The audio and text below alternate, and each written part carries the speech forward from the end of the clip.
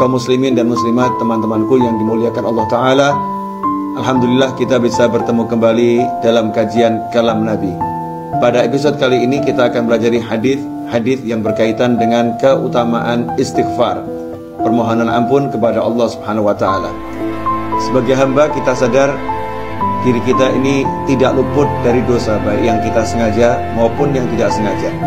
Allah Subhanahu wa Ta'ala telah memberikan solusi bagi kita semua atas dosa-dosa yang bertumpuk-tumpuk dan bertubi-tubi kita lakukan, agar kita selamat dari keburukan dunia dan terutama keburukan akhirat.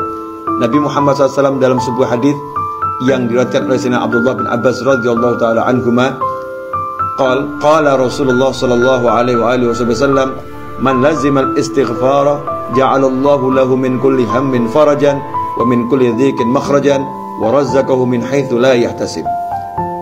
Rasulullah SAW bersabda, man lazimal istighfar, siapa yang tekun beristighfar. Lazima artinya tekun. Setiap hari dia lakukan istighfar tersebut secara berkesinambungan. Man lazimal istighfar, siapa yang mau beristighfar secara berkesinambungan, secara tekun, maka Allah Ta'ala memberikan kepadanya beberapa hal. Yang pertama, ja'alallahu lahu min kulli hammin farajan. Setiap kali dia mengalami ham, kesuntukan, kesumpekan, maka Allah Ta'ala memberikan jalan keluar untuknya. Kemudian yang kedua, wa min kulli dhiqin makhraja. Dan setiap kali dia mengalami kesempitan, kesulitan, maka Allah memberikan jalan keluar pula untuknya, yaitu solusi bagi segala permasalahan tersebut. Wa razzaqahu min haitsu la yahtasib. Dan yang ketiga, Allah Ta'ala memberinya rezeki dari arah yang tidak pernah bisa dia perkirakan, dari arah yang tidak diduga-duganya. Kaum muslimin dan muslimat, hadis ini diriwayatkan oleh banyak periwayat. Di antaranya Imam Abu Dawud, Imam Hakim, kemudian Imam Nasai, Ibnu Majah, Imam Baihaqi. Rasulullah SAW mengajarkan kepada kita untuk tekun istighfar, dan Allah Ta'ala menjanjikan dengan istighfar tersebut bukan cuma dosa yang diampuni. Dalam hadis ini kita tidak melihat adanya kalimat Allah akan mengampuni dosanya, karena orang yang istighfar insya Allah istighfarnya diterima oleh Allah dan diampuni dosanya. Justru Allah memberikan semangat agar kita mau istighfar. Luar biasa Allah kita ini, maha sayangnya kepada kita, maha pengampunnya kepada kita. Kita yang berbuat dosa dimotivasi untuk minta ampun, dan kalau kita mau minta ampun kita diberi bonus oleh Allah Ta'ala. Kita diberi oleh Allah Ta'ala banyak pahala. Kita diberi oleh Allah Ta'ala solusi untuk masalah kita. Bahkan yang menjadi ketakutan banyak umat manusia, yaitu masalah rezeki, justru istighfar inilah yang menjadi jalan untuk terbukanya pintu-pintu rezeki. Dalam hadis yang lain, Rasulullah sallallahu alaihi wasallam bersabda, qala Rasulullah sallallahu alaihi wasallam, ma min muslimin ya'malu dhanban illa waqafa al-malaku 3 sa'at fa in istaghfara min dhanbihi lam yaktubhu alaihi wa lam yu'adzibhu Allah yaumil qiyamah. Rawahul Hakim. Dalam hadis yang lain Nabi Muhammad SAW bersabda, setiap kali seorang muslim berbuat dosa, apapun dosanya itu, waqafal malaikah, maka malaikat, waqafal malaku, maka malaikat yang bertugas mencatat dosa berhenti, tidak segera mencatat dosanya. Dilihat dulu, 3 saat, selama 3 saat. 3 saat ini tidak ada penjelasan yang pasti, 3 menit, 3 jam atau 3 hari. Yang jelas ada batas waktu penundaan, tidak langsung dicatat dosa tersebut. Waqafa 3 saat. Kemudian fa in istaghfara min dhanbi.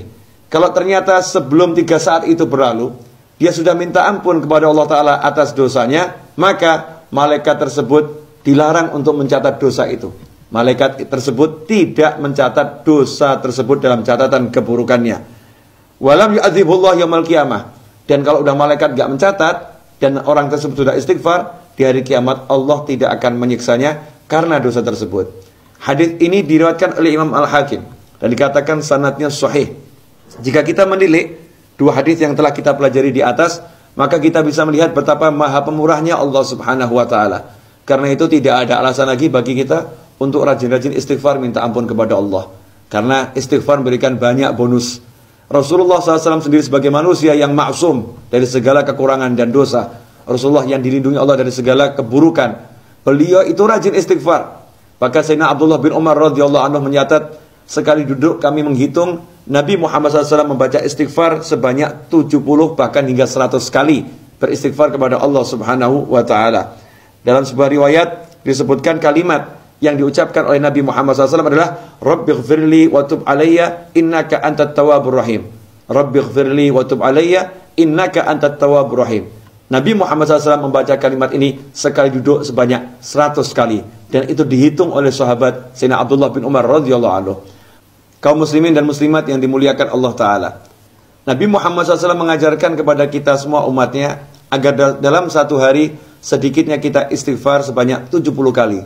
Dalam sebuah hadis disebutkan suatu ketika dalam sebuah perjalanan, tiba-tiba Nabi Muhammad SAW memerintahkan kepada para sahabat untuk membaca istighfar, untuk beristighfar kepada Allah Subhanahu wa Ta'ala. Beliau bersabda, "Istaghfirullah, istighfarlah kalian kepada Allah Ta'ala."